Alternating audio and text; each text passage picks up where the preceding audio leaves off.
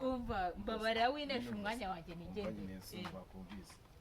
ndi kumva nyine n'abantu bafite nimero tanazi asaba kuranga ntabo sako bakicukira mwabaye nuko nge ntashaka kuvugana nawe oya ako mpamagare ribu oya ntabwo bishaka wanga ise bakira mu mujyi oya ntabwo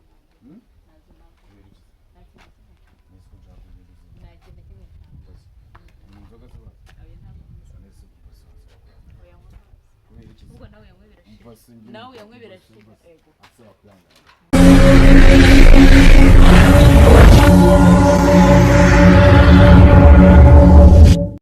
twongeye tuzana za gitumo zacu cyangwa se gutangira gucalenjinga abantu duhuye mu muhanda. Icyo usabwa ni ukanda subscribe kuri Kamba One tugakurikirana Let's Go. Hari umukobwa turi kubona hepfo yuriya tugiye kugenda tumucalenjinga duse nk'abantu bamutereta ari bwa mbere duhuye twumukunda bimeze twumukunda relax azana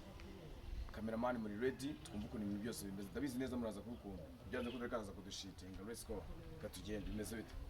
turabizi uyu munsi abana araje mu bintu byabaye baratukurukana byatari mu rugo ntabwo tuzi ko biza kugenda.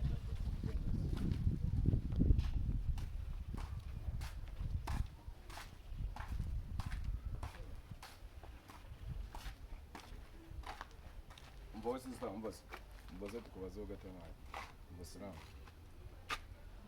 mezito makuru ya sente kubazo gatema manarisi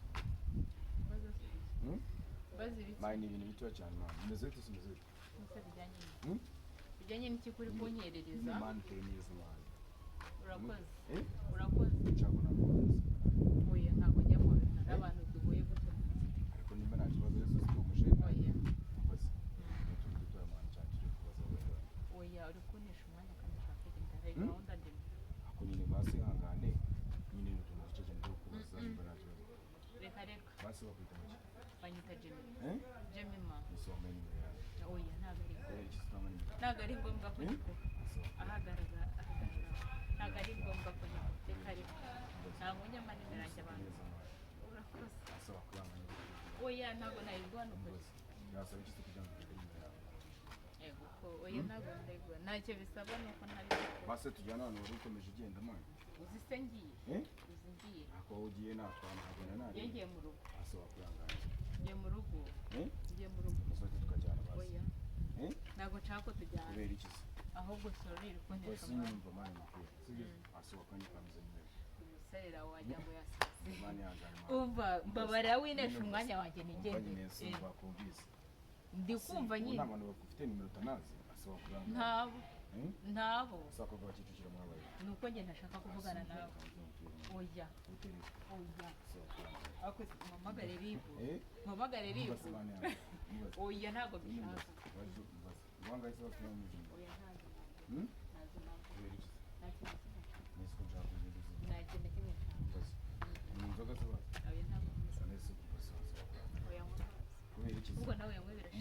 nawe yamwe birashika ego asaba kuranga ndabyanze ndikumva asaba kuranga kaduha umwanya wo gukata kugeza nyuma gukora ibintu byatanga oya kubera iki